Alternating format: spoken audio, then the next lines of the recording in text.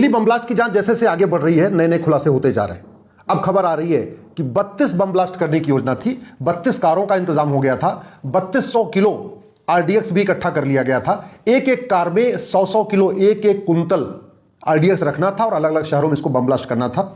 योजना के अनुसार 6 दिसंबर का बदला लेने के लिए अयोध्या, काशी, मथुरा और हरिद्वार में बम ब्लास्ट करना था। दिल्ली के अलावा गुड़गांव, फरीदाबाद, नोएडा और गाजियाबाद यानी पूरे एनसीआर में बम ब्लास्ट करना था। इसके अलावा लखनऊ, भोपाल, चंडीगढ़ और जयपुर में बम ब्लास्ट करना था।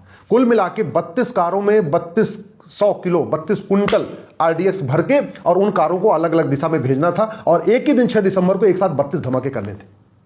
पकड़े कौन कौन गए हैं? डॉक्टर अदील कन्वर्टेड हिंदू है, डॉक्टर मुजम्मिल ये भी कन्वर्टेड हिंदू है, डॉक्टर शाहीन ये भी कन्वर्टेड हिंदू है, डॉक्टर परवेज ये भी कन्वर्टेड हिंदू है, डॉक्टर उमर नबी वो धमाके में मारा गया वो भी कन्वर्टेड हिंदू था, डॉक्टर निसार अभी पकड़ा गया है, अभी लापता है, वो भी कन्वर्टेड हिंदू है, डॉक्टर सज्जाद मलिक ये भी कन्वर्टेड हिंदू है, डॉक्टर अहमद ये भी कन्वर्टेड हिंदू है और एक डॉक्टर आरिफ जिसका नीट में 1008वां रैंक आया था और जो कार्डियोलॉजिस्ट का काम कर रहा है, इस समय वो कार्डियोलॉजिस्ट है, वो भी आतंकवादी बन चुका था।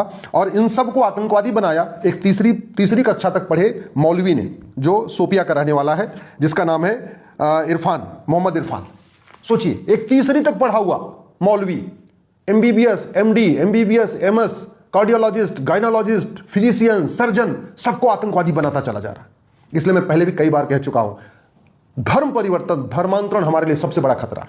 अगर ये डॉक्टर हिंदू होते तो लोगों की जिंदगी बचा रहे होते। अगर ये सारे के सारे डॉक्टर हिंदू होते, फिजिशियन, सर्जन और कार्डियोलॉजिस्ट, गायनोलॉजिस्ट, तो ये लोगों की जान बचा रहे होते। लेकिन चूंकि ये डॉक्टर कन्वर्ट हो गए, इनके पूर्वज कन्वर्ट हो गए थे, इसलिए आज ये हिंदुओं को मारने की योजना बना रहे हैं, भारत को बर्बाद करने की योजना बना रहे हैं, हिंदुस्तान को खत्म करने की योजना बना रहे थे। अगर ये हिंदू होते और डॉक्टर होते तो लोगों की जान बचा रहे होते, लेकिन कन्वर्ट हो गए, इसलिए पाकिस्तान के इशारे पे, तीसरी कक्षा तक पढ़े मौलवी के इशारे पे भारत को बर्बाद करने की योजना बना रहे थे।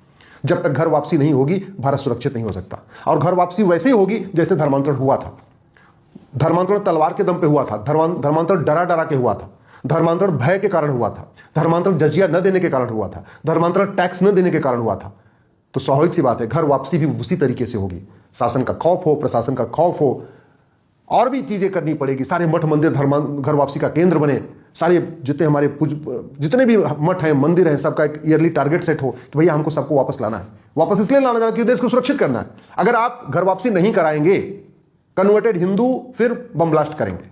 और आप देख लीजिए, पहले अनपढ़ अनाड़ी गंवार बम ब्लास्ट कर रहे थे, बाद में मैकेनिक, इलेक्ट्रीशियन, प्लम्बर, फिटर जो 8वीं 10वीं तक पढ़े थे वो बम ब्लास्ट करने लग गए।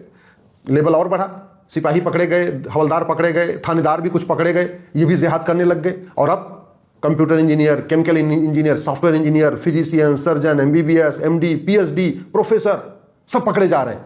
और इनको रेडिकलाइज कौन कर रहा है? कोई तीसरी पास है मौलवी, कोई 5वीं पास मौलवी की, कोई 8वीं पास मौलवी। सोचिए, तीसरी 5वीं पास मौलवी ऐसे पढ़े लिखे लोगों को रेडिकलाइज कर देते हैं, तो कितना बड़ा खतरा हमारे लिए बढ़ चुका है। और अभी तो डॉक्टर पकड़े गए हैं। कल को मान लो फ्लाइट चल रही है, फ्लाइट में 2 ही पायलट होते हैं। एक पायलट अगर जिहादी निकला, दूसरे पायलट को चाकू भोंक देगा, गोली मार देगा, कुछ भी कर देगा, गला दबा देगा और पूरे जहाज को उड़ा देगा। फिर क्या करोगे आप? ट्रेन में 2 ही ड्राइवर होते हैं, अगर उसमें से एक ड्राइवर जिहादी निकला, दूसरे ड्राइवर को मार देगा, गला दबा देगा और पूरी ट्रेन ले जाके जो आगे ट्रेन जा रही होगी उसमें मार देगा, ठोकर मार देगा, पूरी रोड रेल एक्सीडेंट हो गया। बस ड्राइवर वो तो अकेला ही होता है, 2 ड्राइवर भी नहीं होते, अकेला ही होता है। जा रहा है, कहीं सामने बस को टक्कर मार देगा, जा रहा है कहीं नदी में उसको बस को गिरा देगा, फिर क्या होगा? खतरा बहुत बढ़ता जा रहा है। और खतरे का समाधान करने के लिए समाज के साथ साथ सरकार को भी कुछ करना पड़ेगा। मैं पहले भी कह चुका हूं, संविधान में इसकी व्यवस्था दी हुई है। संविधान का आर्टिकल 355 कहता है, अगर एक्सटर्नल एग्रेशन हो, इंटरनल डिस्टर्बेंस हो, बाहरी तत्वों के कारण भारत के अंदर अशांति फैल रही हो, भारत के अंदर हथियार लोग उठा रहे हो, भारत के अंदर लोग विद्रोह करने के लिए तैयार हो, लोग गजवा हिंद करने के लिए तैयार हो, भारत की डेमोग्राफी बदलने के लिए तैयार हो, भारत को बर्बाद करने की तैयारी कर रहे हो, तो आप आर्टिकल 352 का यूज करिए। आर्टिकल 352 का यूज एक बार हुआ है 1975 में, वो सत्ता बचाने की खातिर हुआ, देश बचाने की खातिर नहीं हुआ। आर्टिकल 352 इमरजेंसी जो प्रोविजन है उसका यूज हुआ 1975 में, लेकिन वो प्रधानमंत्री का पद बचाने के लिए हुआ, सत्ता बचाने के लिए हुआ, अपनी पार्टी को बचाने के लिए हुआ। कभी राष्ट्र को बचाने के लिए, देश को बचाने के लिए आर्टिकल 352 का उपयोग हुआ ही नहीं। इसलिए मैं सरकार से कहता हूं, आर्टिकल 352 का उपयोग करिए। देश में साल 2 साल के लिए इमरजेंसी लगाइए।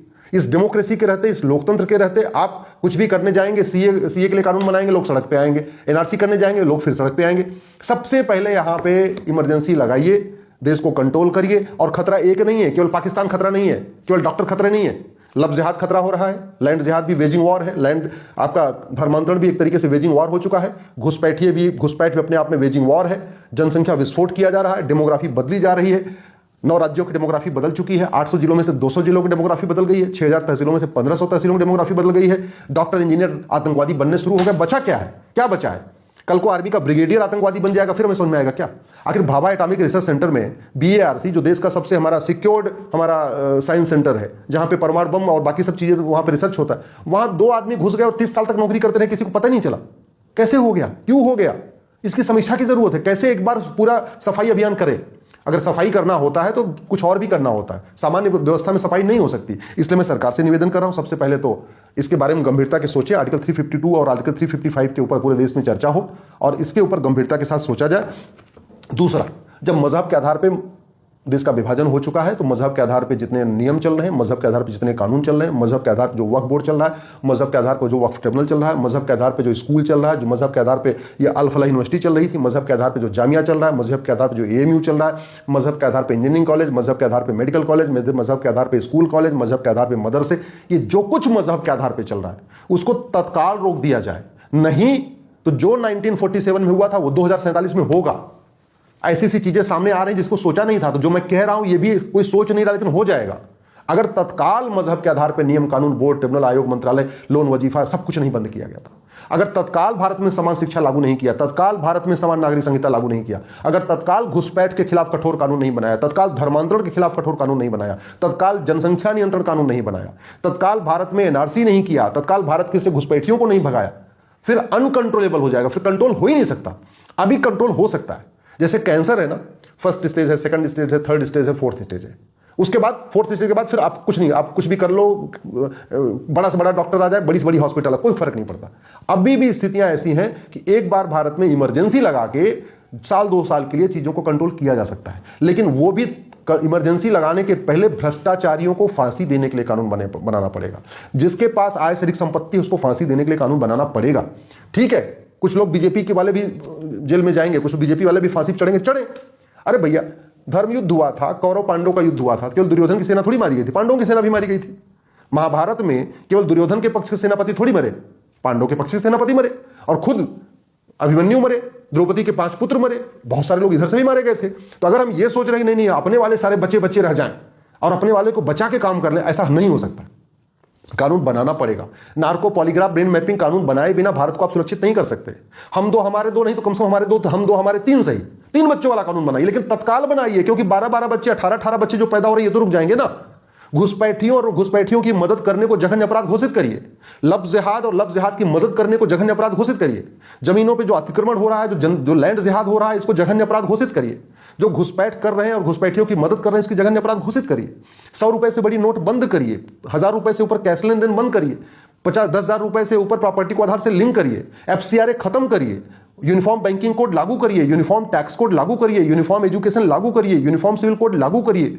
और ये लागू अगर सामान्य स्थितियों में लागू नहीं कर सकते तो फिर इमरजेंसी लगा के लागू करिए, लेकिन इसको लागू करना ही पड़ेगा अगर देश को बचाना है। नहीं तो आने वाली जनरेशन हमें माफ नहीं करेगी। पंडित नंदराम टिक्कू से एक ही भूल हुई थी, जो उन्होंने वेद पुराण, बाइबल, कुरान को एक समान मान लिया था।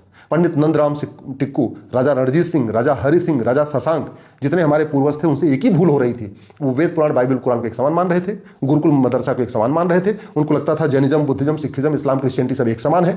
उनको लगता था सारे पंथ एक समान होते हैं। उनको लग रहा था कि अजान और भजन एक समान होते हैं। उनको लग रहा था कि मजहब नहीं सिखाता आपस में बैर रखना। परिणाम ये हुआ, पाकिस्तान से खत्म, अफगानिस्तान से खत्म, बांग्लादेश से खत्म, मालदीव से खत्म, और उसके बाद भी वो गलतफहमी बनी रही, आज भी बनी हुई है। परिणाम 9 राज्यों में खत्म, 800 जिलों में से 200 जिलों में खत्म, 6000 तहसीलों में से 1500 तहसीलों में खत्म। बॉर्डर की पूरी डेमोग्राफी बदल चुकी है।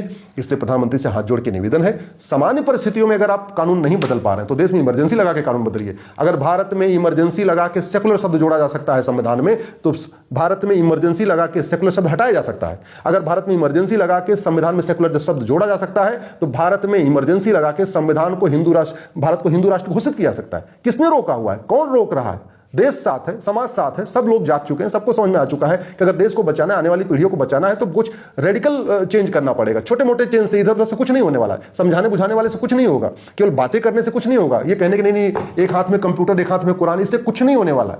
दिया ना जिसको, यहाँ एक हाथ में दवाई थी, एक हाथ में इंजेक्शन था, दूसरे हाथ में बम ले लिया।